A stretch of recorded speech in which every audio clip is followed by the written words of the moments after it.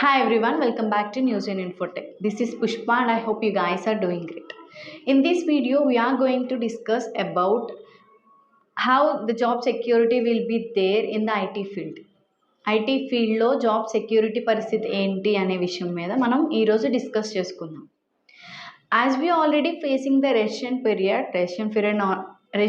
పీరియడ్ని already మనం face చేస్తూ వస్తున్నాం.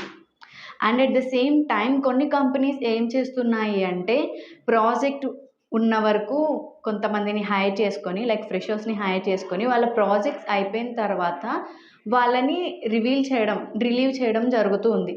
లైక్ వాళ్ళని కంపెనీస్ నుంచి బయట పంపించడం జరుగుతూ ఉంది. ఇది ఎందుకు జరుగుతుంది?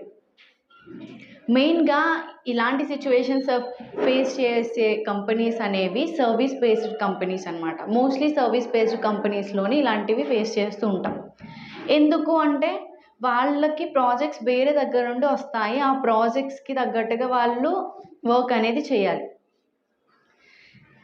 ఓకే, అండ్ అలానే ఎందుకు సర్వీస్ బేస్డ్ కంపెనీస్ని ఇలా చేస్తున్నాయి అనే పాయింట్కి వస్తే యాక్చువల్గా అన్ని కాలేజెస్లో కూడా మనకి ఏంటి మన గ్రాడ్యుయేషన్ కంప్లీట్ ఉండగా మనము కొన్ని కంపెనీస్ వాళ్ళు వచ్చి డ్రైవ్స్ కండక్ట్ చేస్తూ ఉంటారు. సో ప్లేస్మెంట్స్ ప్రొవైడ్ చేస్తామని చెప్పేసి. సో ఏంటి అంటే కంపెనీస్కి లైక్ కంపెనీ వాళ్ళకి టాలెంటెడ్ స్టూడెంట్స్ కావాలి, ఎవరైతే మంచి స్కిల్స్ ఉన్న స్టూడెంట్స్ కావాలి. And at the same time ఈ కాలేజ్ వాళ్ళకి ఏం కావాలి, మంచి ప్లేస్మెంట్స్ చూపిస్తే ఇంకా నెక్స్ట్ ఇయర్లో స్టూడెంట్స్ ఆ ప్లేస్మెంట్స్ని చూసి ఇంకా జాయిన్ అవుతారు అని చెప్పి వాళ్ళ పాయింట్ ఆఫ్ వ్యూలో ఉంటుంది.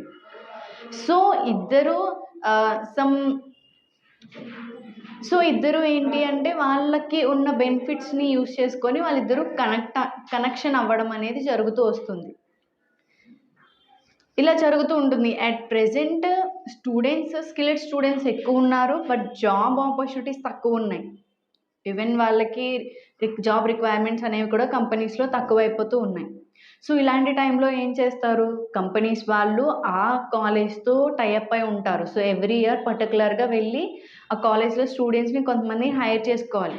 ఈ ప్రాసెస్ ఎక్కడైనా బ్రేక్ అయింది అంటే నెక్స్ట్ టైం వాళ్ళు వెళ్ళేటప్పటికి కాలేజ్ వాళ్ళు అలౌ చేయరేమో, వేరే ఏదన్నా కంపెనీస్ వాళ్ళకి ఆ ప్లేస్మెంట్ ప్రొవైడ్ చేయమని ఆర్డర్ ఇస్తారేమో అని చెప్పేసి వీళ్ళు ఏం చేస్తారు అంటే ఏదైతే ప్రాజెక్ట్ ఉందో ఆ ప్రాజెక్ట్ అయిపోయిన తర్వాత ఎవరైతే స్కిల్స్ తక్కువ ఉన్నాయి, వర్క్ అంత అబిలిటీ లేదు అనుకున్న వాళ్ళని హైర్ చేసుకొని ప్రాజెక్ట్ అయిన తర్వాత వీళ్ళని ఆ కంపెనీ నుండి పంపించడం జరుగుతుంది. వీళ్ళ ప్లేస్లో కొత్తగా వస్తూ ఉంటారు. ఇంకొకటి ఏంటి అంటే ఇప్పుడు ఆల్రెడీ వీళ్ళు ఒక 25, 26, 27,000కి జాయిన్ అయ్యారు అనుకోండి యాజ్ ఎ ఫ్రెషర్గా ఆ ఇండస్ట్రీలో. వీళ్ళకి మళ్ళీ 1 year అయిపోయిన తర్వాత హైక్ అనేది ఇవ్వాలి. సో ఇన్ కేస్ వీళ్ళని ఇలా తీసేసి కొత్త వాళ్ళని ఫ్రెషర్స్ని కనుక హైర్ చేసుకుంటే ఈ హైక్ అనే ప్రాసెస్ కూడా ఉండదు. సేమ్ అమౌంట్కి 25Kకో 26Kకో ఫ్రెషర్స్ వచ్చి ఈ ప్లేస్లో వర్క్ చేస్తూ ఉంటారు. ఓకే, సో దీనివల్ల ఏంటంటే ఇది రిపీటెడ్గా జరుగుతూ ఉండడం వలన ఇలా ప్రాజెక్ట్స్ అయిపోయిన తర్వాత ఇంకా ప్రాజెక్ట్స్ లేవు అని చెప్పేసి ఆ కంపెనీ నుండి బయటకు పంపించడం జరుగుతుంది. సో అలాంటి సిచ్యువేషన్ ఫేస్ చేసినప్పుడు మనం ఏం చేయాలి అంటే పర్టికులర్ కంపెనీలో మనం వర్క్ చేస్తున్నాము అంటే మన స్కిల్స్ని ప్రూవ్ చేసుకోవాలి. And at the same time ఏం చేస్తే లైక్ మనం ఇంట్రోవర్ట్ అయినా ఎక్స్ట్రోవర్ట్ అయినా కూడా మ్యాక్సిమం కంపెనీస్కి వెళ్ళిన తర్వాత ఇంట్రోవర్ట్గా మాత్రం ఉండకూడదు. మన స్కిల్స్ ఏంటి, మనం ఆ ప్రాజెక్ట్ని ఎంత వాల్యూ ఇస్తున్నాము, మన వల్ల ఆ ప్రాజెక్ట్కి ఎంత ఈజీగా కంప్లీట్ అయింది, మన వర్త్ ఆ ప్రాజెక్ట్లో ఎంత ఉందో అన్నది మనం ప్రూవ్ చేసుకోవాలి. మన స్కిల్స్ ప్రూవ్ చేసుకోవాలి. And you want to be an extrovert over there in the company. అప్పుడే కదా తెలుస్తుంది మీ మేనేజింగ్ టీమ్కి కానీ లేదంటే మీ టీమ్ లీడర్కి కానీ ఓకే ఈ ప్రాజెక్ట్లో తన వర్క్ అనేది అంటే తన రోల్ అనేది చాలా ఎక్కువగా ఉంది, she or he needs to be in this company for sure. అంటే ఇక్కడే ఉండాలి, ఇంకా మనం కంపెనీ డెవలప్ అవ్వాలి అన్న వర్క్ విషయంలో అయినా కూడా చాలా పర్ఫెక్ట్గా ఉన్నాడు కాబట్టి దీన్ని బయటికి పంపించే ఉద్దేశం అనేది ఎవరికీ రాదు. సో ఇలా చూసుకుంటూ రండి. అండ్ అలానే వర్త్ని మాత్రం పెంచుకోగలం.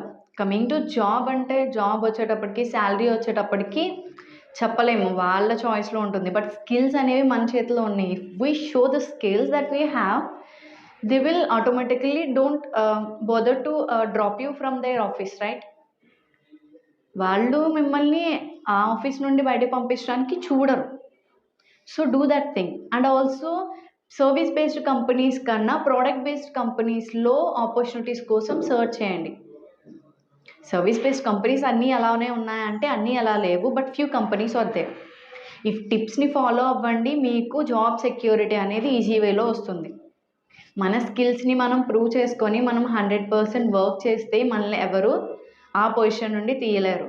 ఇన్ కేస్ వెళ్ళి ఆడుకున్నామా, లేదంటే టైంపాస్ చేసి నాకు జాబ్ మనీ వచ్చేయాలి అని చెప్పేసి అయితే జాబ్ చేయం కదా.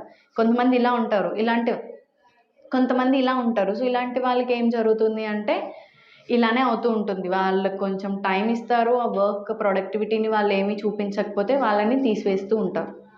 So do show your skills to the managing team. So that manager టీమ్స్కి మనం స్కిల్స్ని షో చేయండి. ఇలా చేయండి, నెక్స్ట్ డెఫినెట్గా మీరు ఆ జాబ్లోని ఈవెన్ ప్రాజెక్ట్స్ కంప్లీట్ అయినా కూడా మీరు ఆ రోల్లోనే సెక్యూర్డ్గా జాబ్ రోల్ ప్లే చేస్తూ ఉంటారు. Thank you for listening. Please do share and subscribe to